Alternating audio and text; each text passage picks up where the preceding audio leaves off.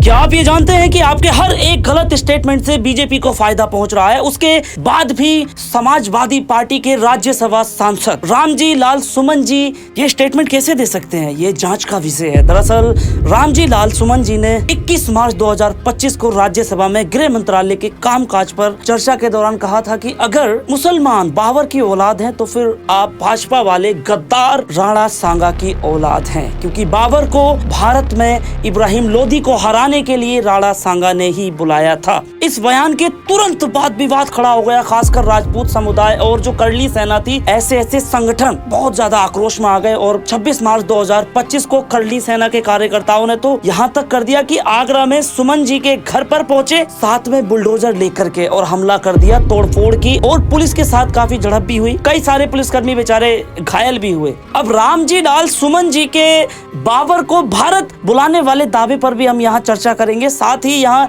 एक और विवाद चल रहा है, बहुत खतरनाक विवाद है वो भी, कि महाराणा प्रताप के पास 80 किलो का भाला था जब वो लड़ते थे, 72 किलो का उनका कवच था जो वो पहनते थे और उनके पास में कुल मिलाकर के 200 किलो से अधिक का वजन होता था। हालांकि हम इसको आगे चल के साइंटिफिक तरीके से चर्चा करेंगे इस मेमोरी पर।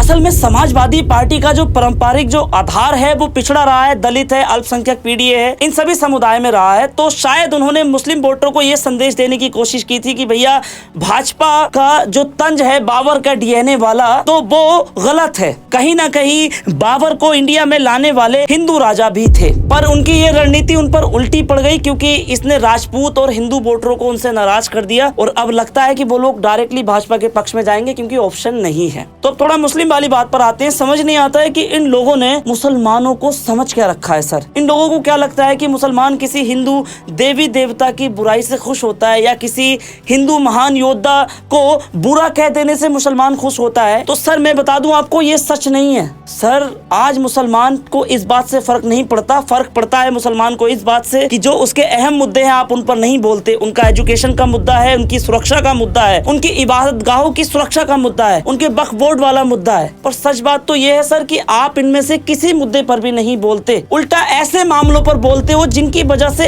आपके द्वारा दिए गए भाषण को लोग मुसलमान से जोड़ देते हैं और उसके बाद में फिर ये नफरती मच्छर जिनको हर मामले में किसी तरह से सिर्फ मुसलमान को घेरना है, वो भी इसका फायदा उठाने लगते हैं और बस घेर लेते हैं मुसलमान को। चलो वापस राणा सांगा पर आते हैं, जो कि महाराणा प्रताप के दादाजी थे, जिन पर आरोप लगाया गया कि उनके बुलाने पर ही बाबर भारत आया। तो ये सच है कि कुछ शिरतों का कहना है कि राणा सांगा ने बाबर को दिल्ली सुल्तान इब्राहिम के खिलाफ सहायता करने के लिए आमंत्रित किया था। इस चीज का उल्लेख जो है वो बाबर नामे में मौजूद है। अब कहा जाता है कि राणा सांगा, दौलत खान लोधी और आलम खान लोधी ने बाबर को भारत पर आक्रमण करने के लिए उकसाया था ताकि लोधी वंश को समाप्त किया जा सके। अब राणा सांगा को ये उम्मीद थी कि बाबर दिल्ली जीत कर वापस चला जाएगा और मेवाड़ उत्तरी भारत में अपनी स्थिति मजबूत कर सकेगा। मेवाड़ वही इलाका जहां पर की राणा सांगा की हुकूमत थी। तो ये अच्छी बात है क्योंकि हर राजा की ख्वाहिश यही होती है कि वो अपना विस्तार करे। पर अब रुको जरा सर, अब इस पर दूसरे पक्ष को भी सुन लेते हैं क्योंकि अगर हमको सच जानना है तो फिर दोनों को सुनना पड़ेगा। बहुत से लोग कहते हैं, जो कि राणा सांगा की तरफ से हैं, कि राणा सांगा ने कभी भी बाबर को नहीं बुलाया। उनके कई इतिहासकार ये भी मानते हैं कि बाबर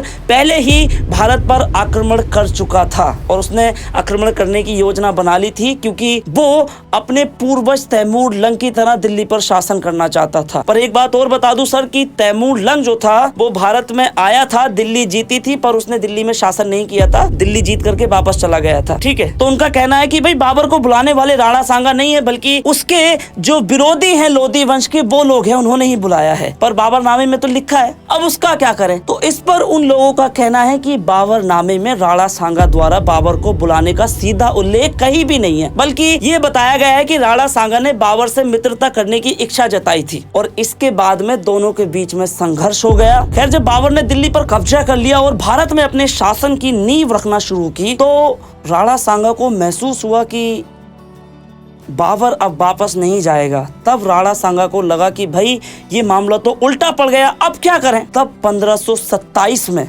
खानवा का युद्ध हुआ जिसमें राणा सांगा और बाबर आमने सामने आ गए और बाबर ने राणा सांगा की सेना को पूरी तरह से हरा दिया और इस जीत के साथ साथ उसने भारत में मुगल शासन को बहुत ज्यादा मजबूत कर लिया। क्यों कर लिया? क्योंकि राणा सांगा कोई मामूली राजा नहीं थे, बल्कि अपने आप में वो व्यक्ति एक चट्टान थे। पर बाबर के पास में ट्रेंड सेना थी, तुर्की के आधुनिक हथियार थे और उसकी रणनीति बहुत खतरनाक थी। उन्होंने युद्ध ऐसा लड़ा कि इससे पहले राणा सांगा की फौज ने ऐसा युद्ध ही नहीं देखा था। अब जब ये युद्ध चल ही रहा था तभी राणा सांगा वहां पर घायल हो गए और घायल होने के बाद वो वहां से चले गए। पर इसके बाद भी राणा सांगा ने हार ना मानने से इनकार कर दिया और फिर से अपनी सेना को गठित करना शुरू कर दिया, भाई कि सेना आओ जल्दी दोबारा।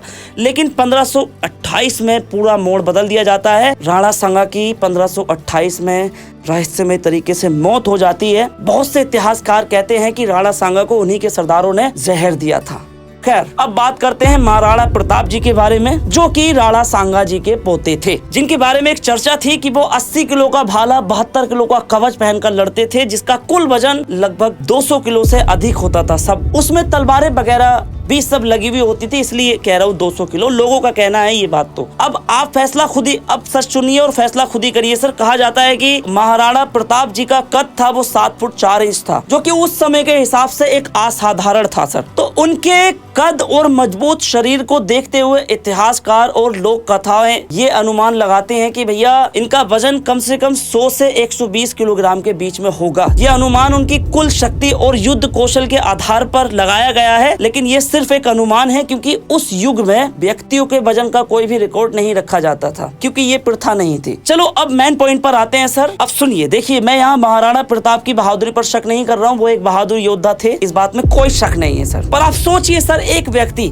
80 किलो का भाला 72 किलो का कवच पहनकर और साथ में 25-25 किलो की 2 तलवारें लेकर के कैसे लड़ सकता है? सर, साइंटिफिक तरीके से देखा जाए तो एक व्यक्ति ऐसे नहीं लड़ सकता। खैर, उसको भी छोड़िए सर। अगर आज हम थोड़ा सा कंपेयर करें सर, अमेरिका के सबसे बेस्ट कमांडो माने जाते हैं सील कमांडो, जिनकी खतरनाक ट्रेनिंग होती है सर, इतनी खतरनाक ट्रेनिंग होती है कि बहुत खतरनाक होती है सर। तो वो भी जब किसी मिशन पर जाते हैं तो अपने पास में ज्यादा से ज्यादा सामान अगर लेके जाते हैं तो 50 से 60 किलो सामान ही रख सकते हैं। उनके पास में गन वगैरह उनका सामान होता है और उसके बाद भी उन लोगों को ड्रॉप लेनी पड़ती है। सर, अब इस बात पर आप फैसला कीजिएगा। हालांकि बहुत सारे जो विशेषज्ञ थे, संग्रहालय हैं, जैसे कि उदयपुर सिटी पैलेस के अनुसार वो लोग कहते हैं कि महाराणा प्रताप के जो असली हथियारों का वजन था इससे काफी कम था जितना कि लोग बताते हैं। उनकी तलवारें लगभग 1 किलो 800 ग्राम की थी और सारे उपकरण मिलाकर लगभग 35 किलो के आसपास में होंगे। पर सर, ये भी वजन हमारे तुम्हारे हिसाब से तो बहुत था, लेकिन चलो उनकी हाइट बहुत ज्यादा है महाराणा प्रताप की, तो कह सकते हैं कि हाँ ठीक है, इतना हो सकता है। जो भी तथ्य थे मैंने आपको बता दिए हैं। अब इस बारे में अपनी राय कमेंट बॉक्स में जरूर दे देना। यहाँ तक आए हैं तो please video share, channel subscribe जरूर करना। जय हिंद।